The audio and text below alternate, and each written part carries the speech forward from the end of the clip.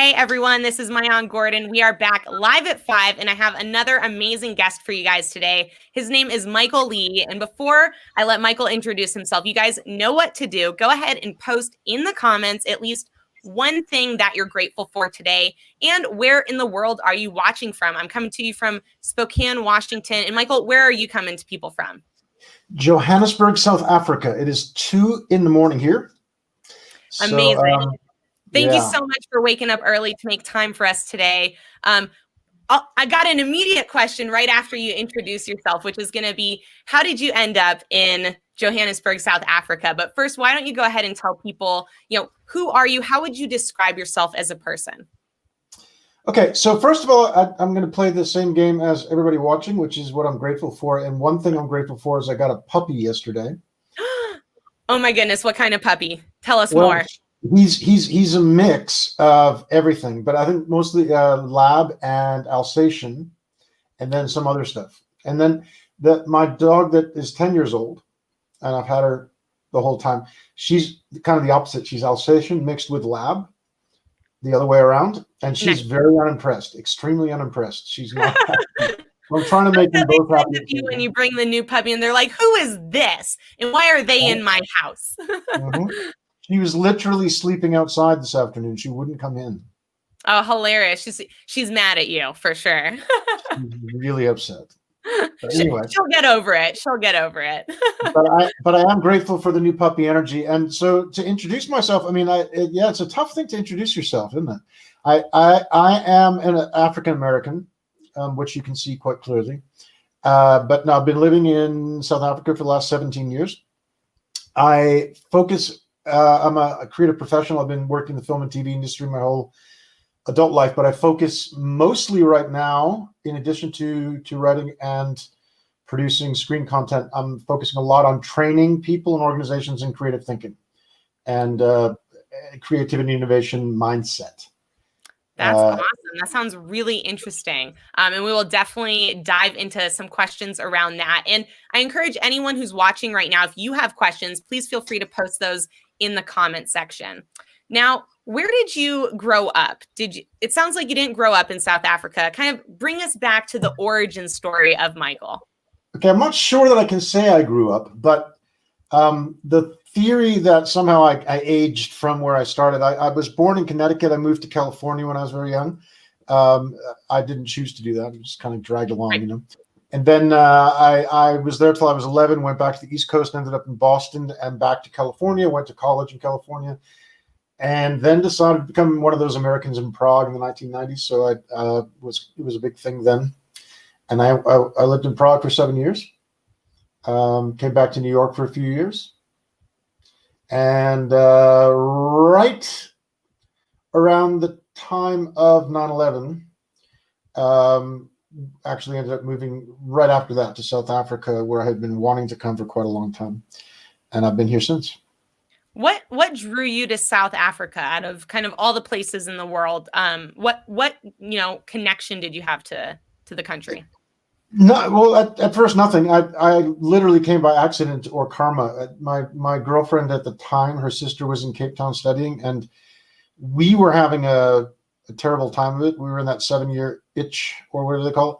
So our relationship was falling apart. We thought maybe traveling would help, and we came to South Africa to visit her sister. It didn't work too well for our relationship, but the minute we landed, I actually felt like I was home for the first time in my life. So I've been here, not immediately after that, but a couple of years later, I came back to stay. Eventually, got married here. Actually, got married in New York to a South African, and had a child. And that's amazing. Over, but the child how would you describe? Because I think there's a lot of people who might be watching who've never had that experience. I have had that experience of going to a different country, and you immediately feel different when you're there.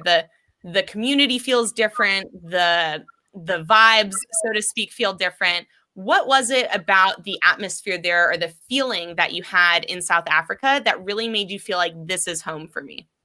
It's hard to describe, right? But a lot of people, believe that Africa is where we're all from.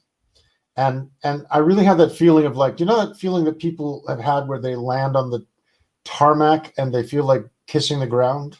Mm-hmm. It really felt that way. And we were in the Cape Town airport, and when we left the Cape Town airport, it's still there now. It hasn't changed. As you leave the airport, it's just shacks endlessly, right? So it's not a very inspiring landscape when you leave the airport. Right. But somehow the energy, the feeling, I've spent most of my adult life in transitional societies. Right? So like Prague, when I went there, was immediately after the communist governments had fallen. And in fact, the first year I was in Prague, they had actually changed the law because Czech and Slovak republics split. And so for a period of time, right after I got there were actually no laws about a lot of things because of the countries hadn't set it up yet, right? So I've really spent a lot of time in societies that are shifting and transitioning from an old kind of broken and unhappy regime into a hopeful one. Right. And every time it doesn't really necessarily end up in the work out that way. Yeah. Right. But that energy is incredible. I mean, the energy of South Africa after 94, I only was here much later, but the first time I came was in 98, so 4 years after. But Mandela was the president when I landed here, and there was this incredible energy. There still is. Africa is full of an incredible energy, and South Africa, because at the time I arrived, it was just coming out of apartheid, which is right. One of the most, coming out of communism isn't nearly as exciting as coming out of apartheid, right? Right. So the energy of the people in South Africa is tremendous, and it still is. So it's hard to say what it's like to be in a foreign country or a different country, right?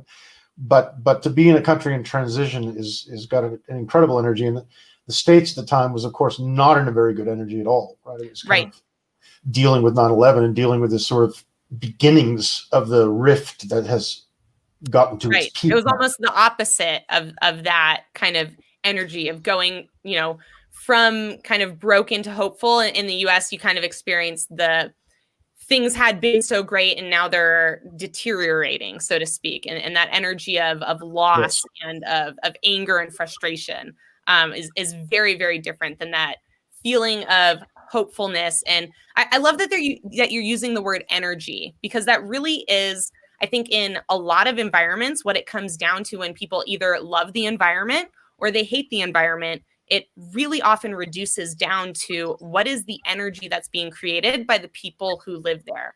So I think that's a really cool thing to bring up. When you first moved over there, what did you do? Like, how did you acclimate to a completely new country? Was it hard at first? Was it something where you just kind of fit right in? What was that journey like of moving to a completely new place? And then follow up to that is, do they speak mostly English as a first language? Was it something where you had to learn a second language around it? Oh, I think we might have lost you there. We got frozen face going on right now. I don't know if you can hear me, Michael, but you are frozen on the screen. Let's see. Gonna remove him for a second and see if that unfreezes. If not, we'll get him back on. Don't worry, we will get him back on quickly. See. And everyone watching right now, if you've ever lived in a different country, I would love for you to post in the comments.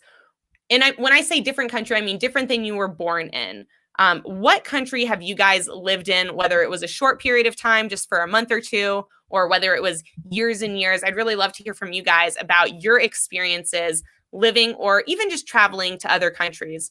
For me, one of the most profound experiences that I've had was when I was young, going to live a month and a half, 2 months in Oaxaca, Mexico. That had a really, really profound impact on me, just exposing me to different cultures, exposing me again to that different energy that exists in places outside of the US, but then also going to Israel. So Israel has just this incredibly special feeling to it when you get there, of people all really feeling a part of one community. No matter which city in Israel you live in, if you're Israeli, people feel like you are one of them. And it's just such an incredible energy that you get to participate in and be a part of. Let me see if he's messaging here on the LinkedIn. Try and get him back in. Oh, here he comes. Here we go. You're That back. was You're back. exciting. No worries. I took care of everyone while you were getting back situated. So just to kind of refresh the question was, how did you, I would say, assimilate and integrate into South Africa when you first moved there, and what was that like? Right. So as I was saying, I'd lived 7 years in Prague, which was a very strange place at the time as well. So I didn't feel at all odd or weird being here. I mean, I was married to a South African woman, which helped, I suppose, to be integrated. But also at that time, Americans were gold here. I would say What do it's you not mean by that? well, the fact that I was coming from New York and I was an American, it just made people thought it was really great, right? They wanted to have that. So it didn't feel weird or odd. There wasn't a lot of resentment of Americans here at all. You have to remember, South Africans were coming out of a time when they couldn't travel anywhere in the world. Right? South African passport was literally the worst passport you could have. Wow. That seems like a bit of a flip now. I think the American passport now, at the moment, is not a good one to be using. But luckily, I have both, so I can choose. But it was not difficult to integrate at all. Obviously, there's a lot of changes in the culture that one has to learn about. And one of the trickiest ones, I think, is that South Africans are incredibly polite, whereas Americans, we are very direct. Right? Especially from New York. Especially from New York. And I mean, remember, I came from California before that. Right. So I'm kind of relaxed, but I don't have quite the New York edge. But we tend to be straight. We tend to be very, very clear about what we think, without being necessarily rude or. Right. But South Africans, really, even to today, there's a sense, I think, of hesitation. People don't want conflict. Right. That makes a lot of sense. So I've still struggled after 17 years to get that, to get like that people sometimes don't say what they really mean. Right. Just because they don't want to start any type of argument or just even any type of negativity within a conversation, It sounds like. Exactly. So what did you do for work when you first moved over there? Since then, and most of the time since then, I've been working in television, and mostly when I got here, most of my work was in documentary and reality TV and that kind of stuff. Pretty much until about 5 years ago, that was what I did. I'd say that constituted like 90% of what I did. I did a lot of work, increasingly up Africa, in Nigeria, DRC. The kind of peak of that was in Nigeria, where it was about 6 years ago. After doing a number of reality shows in Nigeria, including directing their biggest native reality show, it's called the Gulder Ultimate Search, sponsored by the biggest beer company. I was brought back there to lead supposedly a new channel that was being developed from an existing channel called GoTel, which they wanted to make a GoTel International, which they claimed was going to be the Al Jazeera of Africa, or the CNN of Africa, if you will. Didn't quite work out that way. And I've had a big shift since then. But I guess I'll explain that. Yeah, absolutely. Kind of before we dive into that next part, I'm really curious and especially for the people watching. So it sounds like you found a relatively large production company or TV company that already existed in Africa to work for. What was that process? Was that something like you just knew who to reach out to and you reached out to them, sent them a resume? Like, what was that process of you being able to get that job role? I came here before I had any work. I got, surprisingly, one of the most amazing things, and this is maybe something, I don't know if this still exists now, but it's a lot easier to get your permanent residency here at the time from New York than it was once you landed. So I actually was married before I landed here. And I've been here a number of times working on projects. And those were of my own design. So when I got here, I had nothing planned or clear. But, I was married, so I had a place to stay. Yep. And I simply actually reached out to a lot of the contacts that my wife had, and put together reels, show reels and stuff like that. And again, to them, this guy coming from New York, it was pretty easy to get the first work, you know. Gotcha. It wasn't Okay, really but difficult. essentially you started out by reaching out to contacts that you had based on your, you know, having your wife there and her being, you know, more familiar with stuff and integrated into the community than you were. That's actually a story I think that works really well. Anytime that you can tap into existing network when you're going to a new place. And I've heard this time and time again in various different scenarios, whether that's a family member, like even finding, you know, third, fourth cousins that you have, but they've lived there for 10 years. And even if you've never talked to them before, but because you're, you know, some type of cousins, making that effort to build that connection and then having them help you kind of make those next step connections works really well. Or even if you have friends, that would be the other, you know, there's family and then there's friends. And if you have friends, especially now, everyone here on LinkedIn, on Facebook, on YouTube, it's quite likely that you have someone in your network who you could call your friend, that you could tap into as a resource,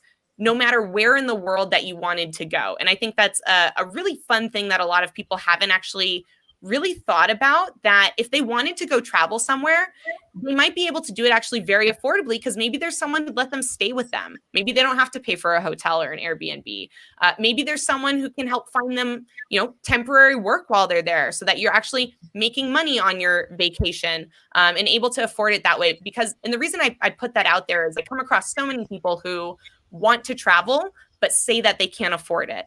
And I think that travel can be much more affordable than many people think it is if you are able to kind of access some of your connections and resources and get them to help you. And most people are really, really kind and generous, I would say, about wanting to help people who are interested to travel to the place that they live. So definitely, you guys, I'm encouraging you, get out there, you know, COVID pending with all the safety stuff. But as we get back to normal, you know, get out there and try and travel the world, because it really has such an amazing impact, I think, on you personally, and being able to expand your awareness and just the way you think about people in the world. So let's get back to Michael's story. Before we dive into kind of what you're doing now, I know that you have a really interesting part of your story that has to do with addiction. And I'd love for you to talk a little bit about that. You know, what does that mean to you? What's your experience with addiction? And just kind of take us from there. Before I do, I want to contribute to your brief message of travel there. Right? There are actually so many ways to be able to, you know, reaching out on LinkedIn is one thing, right? If you've got contacts around the world or people who would know people around I mean, we didn't have that 15 years ago, 17 years ago. We didn't have this incredible social networking ability. But there's even, I know there are websites, and I've never used them, but there's websites where you can actually couch surf on people's couches. Like they're actually offering that, right?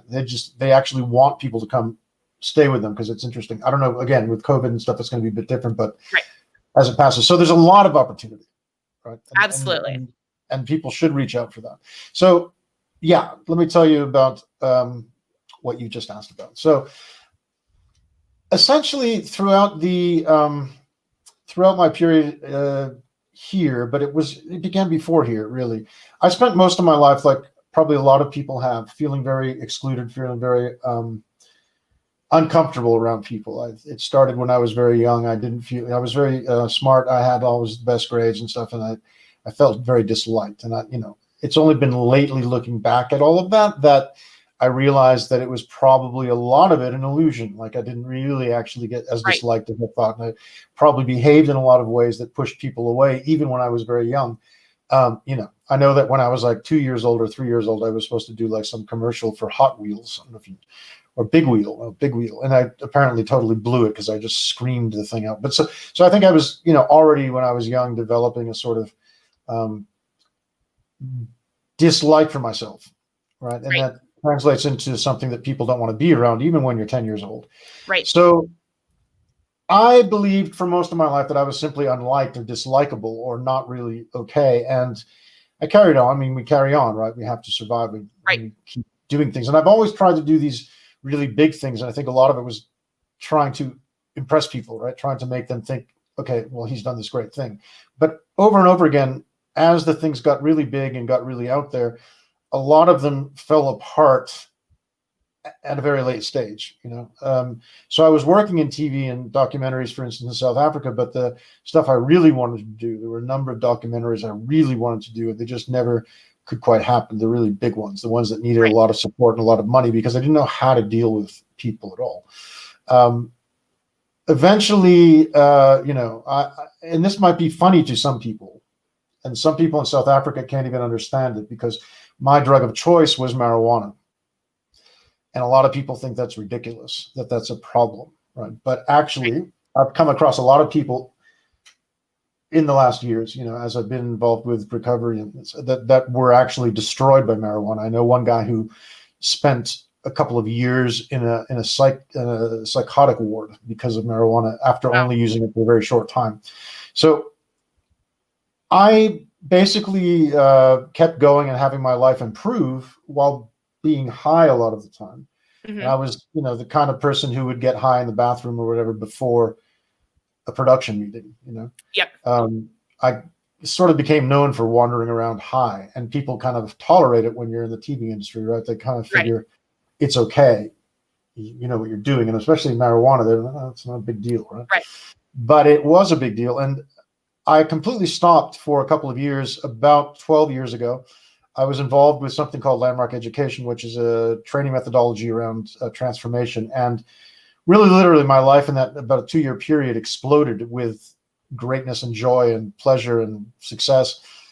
And it got so good that I guess I couldn't handle that. So around 11 years ago, I started smoking about 6 joints a day. And weirdly, my life kept improving. I don't know if it was momentum from the couple of good years, but I was hired to start an entirely new film school. I developed it from scratch. I went to Nigeria 4 times to direct TV shows. Culminating in that thing I told you about, which was a 7-month stint in Abuja and northern Nigeria, trying to make a documentary chasing around vigilantes who were fighting Boko Haram. Wow. Incredible stories, incredible stuff happening. But like my own life, the station was kind of a facade, right? It was not, the people who were running it were using the money of the, I think, 3rd richest man in Nigeria, who was the vice president before that. And his name's Atiku. And he was serious about this, but the guys that were using his money were not so serious about it. Right. They were serious about using the money more than they were about the documentary, it sounds like. They were paying us really well. Yep. For 6 months. But getting them to put money into any of the projects didn't happen. And then they stopped paying everybody. I ended up coming back to South Africa, having given up my place to live and, everything, and really just high all the time. Yeah. And, that was not very, nobody cared, right? At that time, my ex-wife and I were in really bad state. The fact that I was able to ship back money was good, but that ended. She was like not happy. Right. So nobody really cared. The people that I had given up my place that I lived to weren't terribly excited. And I ended up living in basically a tiny room, surrounded by like noise and lots of young children and all kinds of stuff, that trying to figure out what to do with my life, because it seemed like everything, but to me, it seemed like everything was destroyed. Right. Other people told me that it seemed like I was in a great place, that I had all this stuff going for me. But I, at that point, was distraught. A lot of things had gone wrong over the years. A lot of projects had busted. The one thing now I thought this was going to kind of save me, right? It was going to kind of make everything okay. So I ended up back here with no idea what to do, living in a place I couldn't really tolerate, with no space to actually do anything, and high all the time. And I went into recovery kind of by luck, really. I actually managed to stop using marijuana for about 2 weeks before I went into rehab. And things started getting, a bit better. And then they stopped getting better, and I ended up in rehab again. So just to cut a long story short, that was kind of fun, though. I was on a trip to Tanzania. with a friend of mine who's a musician who's quite well renowned around Africa, and she wanted to do a tour of Tanzania on her own. So I went with her, and of course it was a complete disaster. But then I got high there. And when I came back to South Africa, I ended up back in my own house where the whole journey had started about 10 years before that I never wanted to be in again. And was still getting high every day, and it was building up to where it had been. And woke up one morning to find myself locked in my bedroom and realized that everything I owned had been stolen. Oh my goodness. Luckily, they have the doors here where above the door, there is there's kind of a small hole, like a vent. Yep. So I could get out. So at least I could get out of the room. But I discovered everything had been stolen. I'd spent a lot of time before that putting all of my data from my entire life onto backup drives, which I had along with the original drives because, of course, that was right. Because I was high all the time. So well, and also you don't really, no matter how much you prepare for someone robbing you, you never expect it. It's not, you don't think today's the day someone's going to steal my whole life from me. So totally understandable. Yeah. So the real part of the story begins there, because what I ended up is for about a month, I was obsessed with finding this stuff, which was obviously not going to happen. Right. I spent all my time trying to figure out ways to find it, going around looking for people to ask them. It just was ridiculous. And the worst part of it was that I actually found briefly one of my Find Your Mac things actually showed me where they were, and then the battery died just when the police were going to go there. And it was just like all this stuff went wrong. Right. And I ended up pacing circles around my yard, smoking cigarettes endlessly until I tried to hang myself, using a jump rope, which isn't really the right thing to do it with. But it upsets people when you do that, apparently. Yeah. I didn't realize that. People get upset about that. They don't realize that you're clearly not going to succeed with that kind of thing. So they were upset. So I was about to get sent to another rehab, but a very serious mental hospital rehab. And they then were not going to take me because my friend decided to call them and tell them I tried to hang myself. And apparently you then can't go. That's interesting. It seems like that might qualify you more to go, not anti-qual. Why do you think that is? That seems like a very strange rule to me. I think it's because, I mean, it might not be at every place. It might have just been that place, but you know, when you're in that state, or at least for me, when I was in that state, everything that seems important is actually not, but it seems so important. So it's like I'd been to rehab once, you know, and I really didn't want to go in Johannesburg again. That's where I went the first time. And the first time I went, I had gone through all kinds of, I went and complained about things, that the food wasn't healthy enough and stuff. I'm just crazy stuff, right? Like, it seems rational.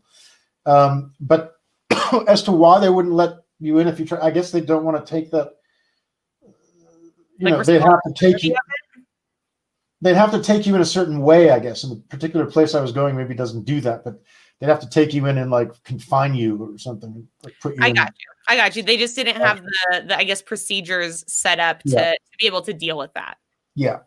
But so basically the place I went to, and this is where the story really begins for me, is the place I went to was a very nice place. It was not a luxury place, but just nice. It was in the mountains, exactly halfway between Johannesburg and Durban. And I was basically driven there in my own car by my best friend's husband, who the whole time was, trying to heal me with energy healing. And it just all was terrifying to me. It was terrifying, Yeah. And I found myself, once I got there, that I didn't want to leave. So after 3 weeks, you're supposed to move on, and I didn't want to go, and I just wouldn't leave. And I found myself in there, though, after about a month, thinking that my entire life was over, thinking that I couldn't talk to my daughter. And I was worried that I never would again, and again, it seems a bit like, it maybe just seems soft, but there's an experience in a hospital like that where everybody is telling you what to do, Right. And this is being paid for by medical insurance. Like, it's a good place. Like, they're required to treat you pretty well. Right. But still, like, if you want extra dessert or you want to eat something that they don't have or something, they can pretty easily tell you no. You know, Right. they won't let you out at certain times. If you go out, it has to be with a group and they're together, you know, Right. stuff like that. And it starts to feel like, what would happen if I never sort myself out? Right. Am I going to always be sitting in this place, never seeing my child again? You know, am I always going to be? And the thing is that what had driven me there really was regret. And this is the part that I think is a message that matters, you know, is that for my entire life, like starting when I was a small child, I was building up regret. And even when my life was really okay for that couple of years in between when I wasn't smoking pot, I still had a lot of regret. It was still like, I have to make up for all that stuff I failed at. I have to make up for all those people that I didn't become friends with. I had to make up for all those high school parties that I didn't get invited to. I had to make up for all those girls I didn't date, you know, all that stuff. Right. No, that makes a lot of sense. I think, you know, a lot of people will talk about regret being the worst thing that a human being can kind of hold in their heart. I think for this exact reason that you're describing, it really blocks out your ability to experience other good things.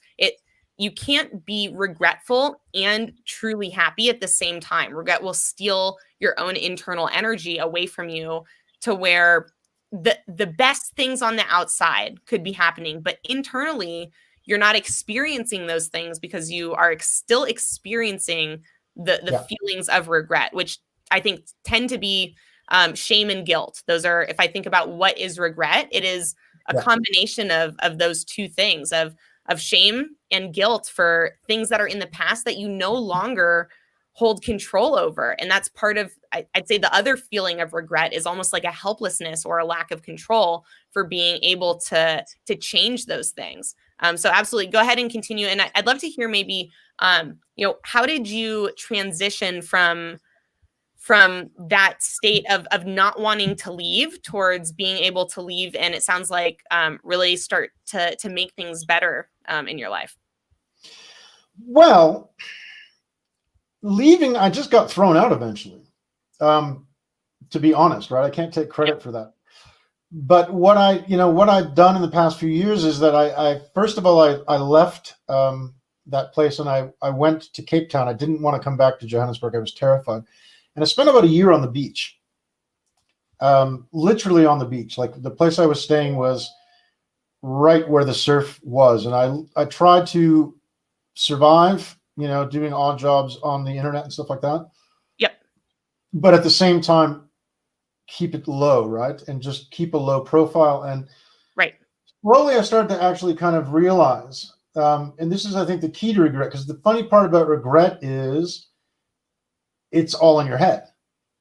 Right. Right. It's absolutely all in your head, because like you just said, the past is gone. And regret is this kind of constant desire to return to the past that doesn't exist. Yep. So I started to realize that it just doesn't matter what happened, right? And as much as that sounds obvious, it really wasn't when I was in that state, right? Yeah, absolutely. And I mean, I still have all the past I had, but somewhere around 3 years ago, and I think, you know, I attacked it very heavily. I was involved very heavily in Narcotics Anonymous, a lot of those meetings and kind of getting through the process of doing the steps, the 12 steps. But the process of the steps is actually a process that's very common in any kind of transformational work. It's actually not that different. Even the creativity training I do now has a lot of connection to the steps of recovery, right? Because that's the way you build up resilience. Yes. Is built into the steps. So, you know, I had a couple of friends who learned what I was doing around step work and actually asked me to get them a copy of the book that told you how to do it. And they weren't dealing with addiction. Right. They weren't dealing with self-loathing or any of that, right? But they just saw the value of that process. So it's interesting. I wonder, you know, what people who aren't dealing with addiction get out of that process, because it really is a very simple and valuable process, you know. the first couple steps are really just about dealing with what is, and then from there it's about dealing with kind of cleaning up yourself, cleaning up the past, and putting it behind you and moving forward, and then becoming a messenger, right, for others who are suffering. So, Right. one of the things about recovery is dealing with becoming a messenger for other addicts who are not okay. Because, I mean, people who are in addiction suffer. They suffer, and it's all self-inflicted. Yes. So I'm actually very interested in the concept of regret right now, because I actually don't feel any regret whatsoever anymore. Not one bit of it. Not like, even if I look at things that went wrong before and how it impacts my life today, I don't feel anything about it. There's no emotion to it. I simply deal with it and move on. And it's a really weird shift, because I was probably one of the most regretful people on the planet. I was told many times, even by people I was working with at high levels, that I was like the most complaining person they'd ever met. And now I really just don't have any experience of that negativity at all. And I think, for me, rock bottom wasn't that deep. It wasn't like I was on the streets with needles in my arms and broken faces. But for me, what it was looking at, I might have to live the rest of my life never seeing my child. I might have to live the rest of my life being told what to do all the time by people who were a lot less friendly than the people that my medical insurance paid for 3 weeks. Yeah. Weeks. If you end up in a government institution and stuff, it's probably a lot less nice, Yeah. So I have to face that and go, like, what am I doing to myself? How am I dragging myself into, something that I don't need to be doing? Like, why have I dragged myself into that? Yeah, absolutely. So from there, after you had this year living on the beach, where did you make the transition, or how did you make the transition to what you're doing now, which sounds like you've got your own business where you're doing this creative transformational training? And tell us a little bit about how you got here and what are you doing now? Okay. I think that shift began on the beach in Cape Town. After a year living in this place on the beach, I had to leave it. And then a friend of mine who I barely knew, but she was a friend for many years, but barely knew her, offered to put me up in her child's room and kicked her child out of his own room for 2 months so that I could figure my life out. And I think something around that was kind of like, okay, I got to pull this together. And I sat on the beach. Finally, I had to decide what to do. Was I going to stay in Cape Town and start a new life? There's something they call pulling a geographical in recovery. Basically dealing with the idea that somehow being in a new place is going to save you. Right. Doesn't work. Right. So I sat by the beach for about 6 hours writing in a journal. I don't know how many dozens of pages I wrote. And I finally came to the conclusion I had to come back to Johannesburg and deal with whatever was here. Reconnecting to my daughter, number one. She had come to visit me in Cape Town. We had a nice time and stuff, but it was either like be part of her life regularly or see her once in a while. So I finally decided I had to come back. I came back. It wasn't that easy at first, but through a series of things, because I mentioned I'd started that film school in the early part of getting back into and being high all the time. Part of that school, we had devised a creativity training. And when I came back from Nigeria, I actually got asked to pick that training back up again after having, essentially left it. Right.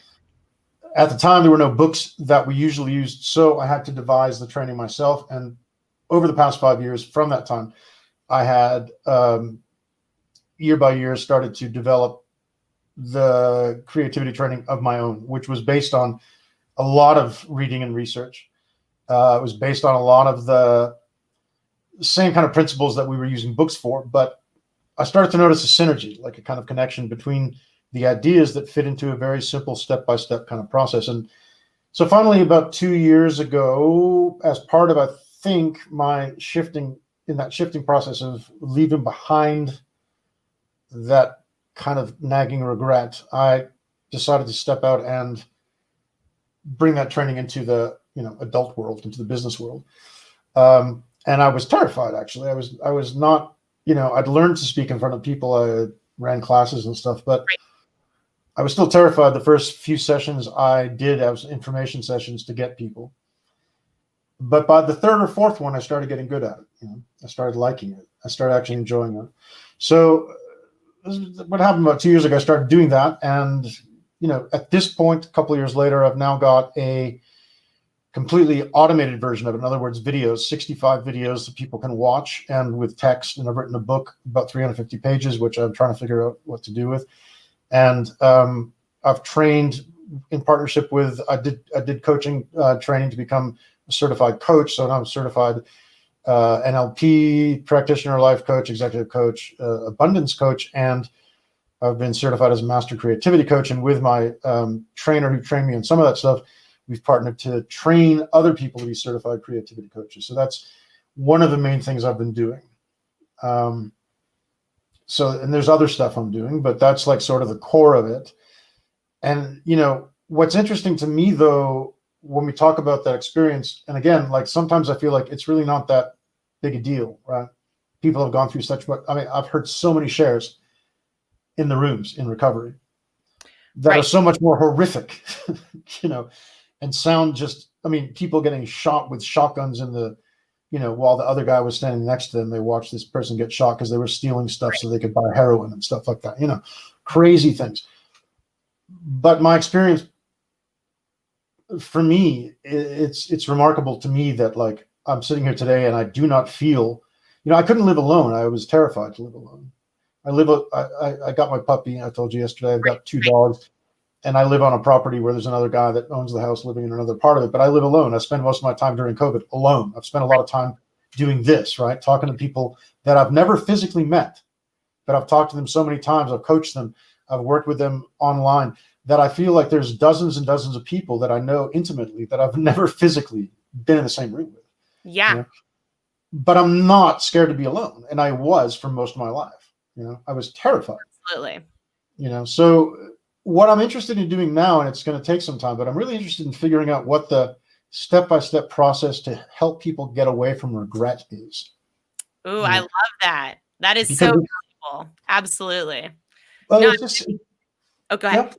Yeah. Okay. Well, I'm just saying, it seems to me, thinking about it, that there is a process, and it is something you can teach, and it's all about mindset. And it's all about how do you start to realize. Because I do talks about uncertainty, and the idea that there's all this uncertainty today in the world because of COVID is nonsense. There's actually no more uncertainty than there is ever in history, right? Trees are trees and dogs are dogs, and none of it's uncertain. Yep. It's just in our heads, right? Yes. And it's the same thing with regret. And I know at least one thing I can speak about with some authority is creativity on one side, I think, and regret on the other. So my wish is, that sometime in the future, I will be able to teach people how to let go of regret. Because figuring out that step-by-step process is really, so it's not there yet. Nobody must come and ask me to solve it now. But I'm hoping that, a year from now or something, there will be a system that you can try to go through to leave it behind, Yeah, absolutely. I don't know if it's something you've experienced, Maya, a lot of regret or not. What? Say that again? Have you experienced a lot of regret personally? So that's a great question. I think I relate to a lot of parts of your story because I think, I grew up really kind of feeling that same way around people not really liking me or feeling a need to impress people so that there was something likable about me. And it really did stem from things that I just didn't like about myself. And now where I'm in a place where I actually have, I would say, a huge sense of self-love and self-care that I practice every day, because it's not just something you think in your head. I think it really is based on actions that you're also taking on a daily basis. But I realized looking back that how could anyone really be friends with me when I didn't even like myself, when I didn't feel comfortable talking to people because I thought they might not like me as much as I didn't like me, or I thought that they might see things as flaws that I already saw as flaws. And it never stemmed from me thinking that they were bad people. It always stemmed from an internal, dislike of myself in some particular area. So I really resonate with that part of your story. I think, in terms of regret, I probably did have quite a lot of it, 5-6 years ago. But now that I've been in this place where I've been really detached from anything I've done in my past and looking at it really as building blocks more than anything. Like when I look back at my past and in times I've made mistakes or done something that someone might regret or that I might have regretted in the past, I really look at it as, wow, that's an amazing thing that happened to me to help form me and shape me into the person I am today. And I think it's been long enough where it's hard for me to remember if I had, like, I'm certain I did, but it's hard for me to even connect with the previous person I was emotionally because there's just such a gap. Kind of, I'm sure you can relate to this in terms of you not experiencing regret now. It's hard to even think about what that regret felt like. Other than I imagine you lived in it for such a long time, it's kind of burned into your memory in a different way. But I think for me, it was really, I was so focused on searching to find the thing that would make me happy that I didn't spend too much time living in the past, but I did spend a lot of time living in the unhappiness of now and thinking, this is not what I want. This is not how I want to feel. This is not what I want my life to be.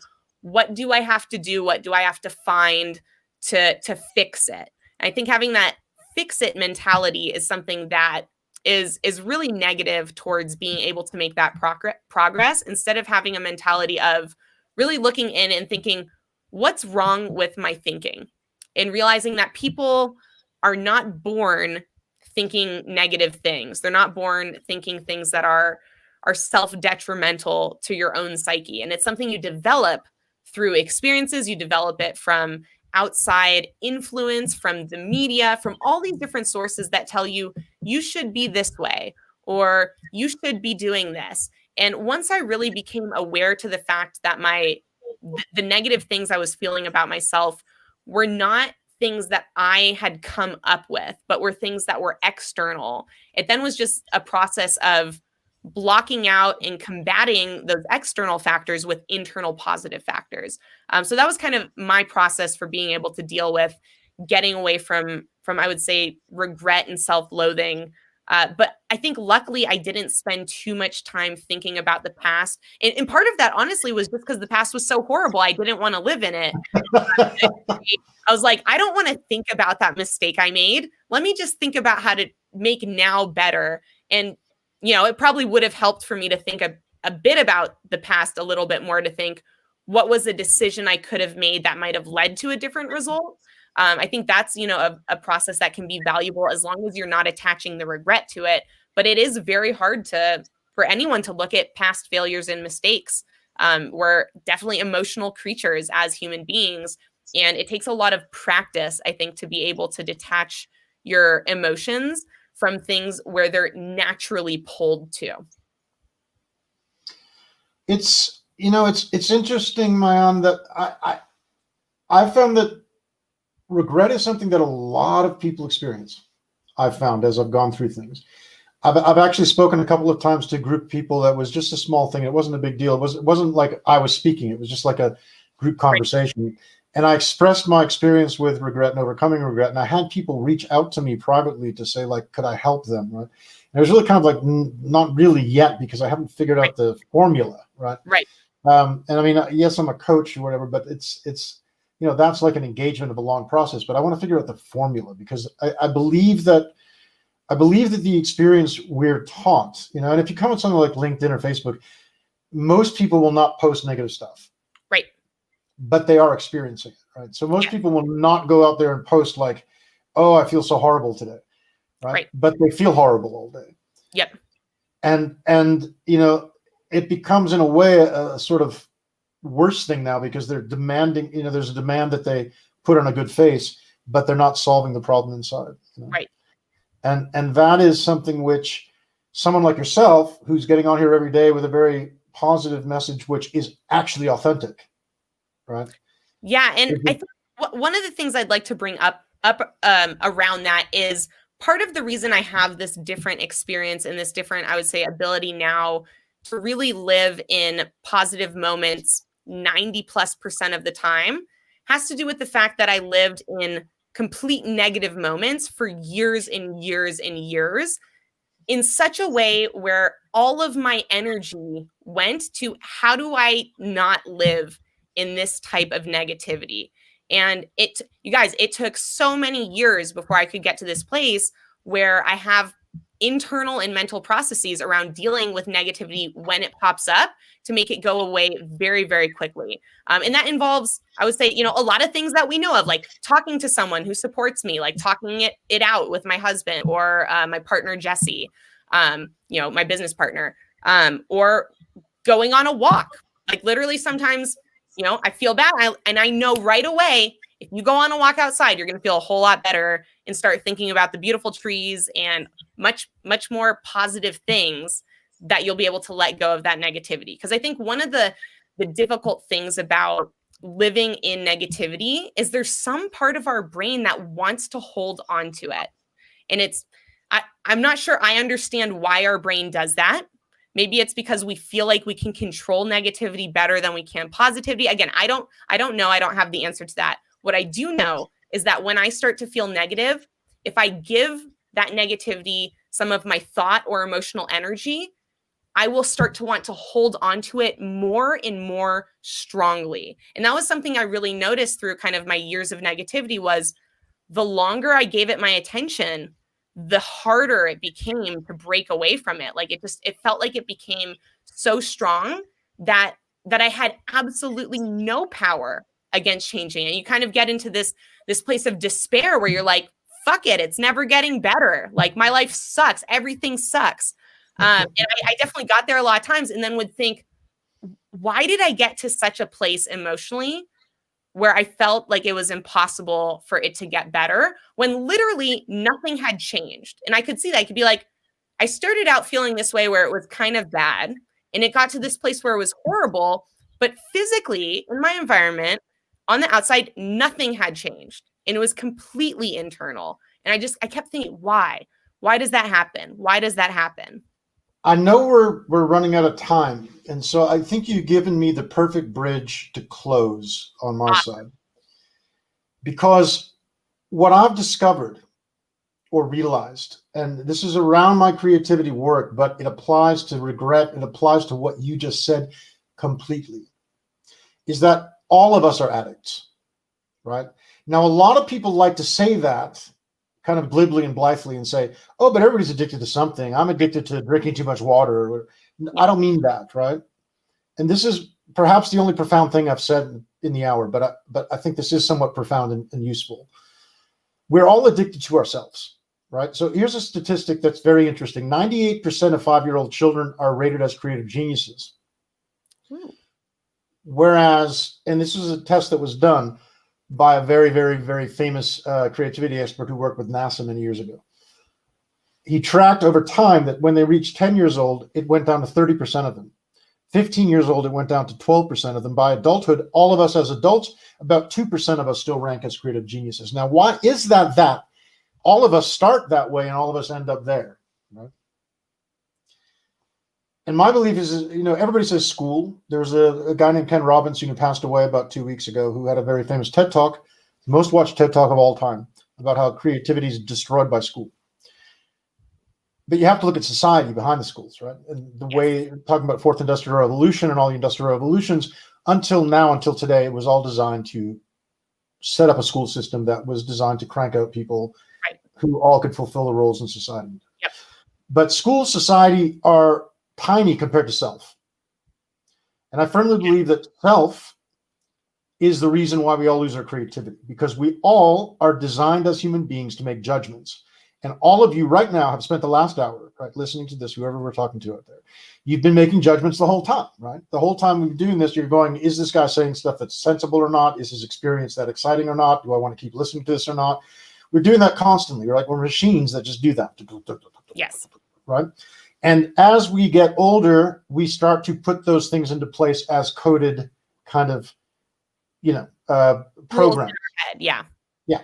So we become machines that are very rigid, and we have a personality that we become very proud of. And we know what we're good at, we're bad at, what we like, what we don't like, right? We know what things, kind of people we don't want to be around, what kind of people annoy us, what things. And as we do that, we become very rigid, and we can only have the kind of creative ideas that that person could have. Right. Because we become addicted to ourselves at a level that is far more rigid and terrifying than my addiction to marijuana or any addict's addiction to any substance. Our truest and most deep addiction is ourself. So when you talk about, right, your experience of why did you get addicted or connected or attached to these negative experiences, negative feelings? Why would you not want to let that go? It's because they give you a lot of comfort. Oddly. In sense of self. Yeah. No, that makes a lot of sense. So the escape from that, Mayan, which I'm sure you can attest to, the escape from that, the regaining of creativity, the escape from regret, all of that centers around letting go of the addiction to yourself. Yeah. Being able to shift who you are for yourself. Yes. And you might choose every day to be this Mayan because you love this Mayan. But you need to be able to change that tomorrow if you want to. Yes, no, that is so true. You know, that's not something I've thought about in a long time, but that absolutely is pretty much how I was able to break free of the bonds of this kind of cycle of holding on to past negative experiences and just thinking about them over and over, was thinking, if I want to and I make the decision to, I can be someone else today. From this moment when I make the decision, I get to be a free and a new person.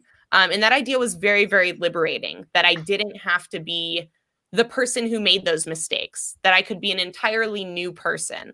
And it takes, again, I think a lot of practice to be able to do that, because they're, again, like you said, very addicted to but who I am is what I know. And I don't want to lose that sense of knowing into this unknown where, yes, it might be better, but it might be something else, right? That I think our fear of the unknown is one of our greatest fears.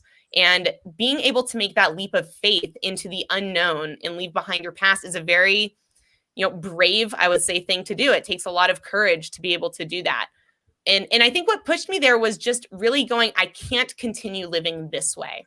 So I'm willing to make that leap. I'm willing to try. And I think for a lot of people, that's what it ends up being, of just a refusal to exist in the same way that they have existed, and a willingness to make that leap, take that leap of faith into the unknown to experience something better. So I completely resonate with this. And I just want to tie in one last thing, because I think creativity is one of the tools to be able to do that. I think for me, becoming a glassblower, 6 years ago, that was really the start of my journey towards a new self, not because I could see myself as a glassblower, but because I got to experience new ideas and new ways of thinking that allowed me to more easily detach from the sense of self that I had created.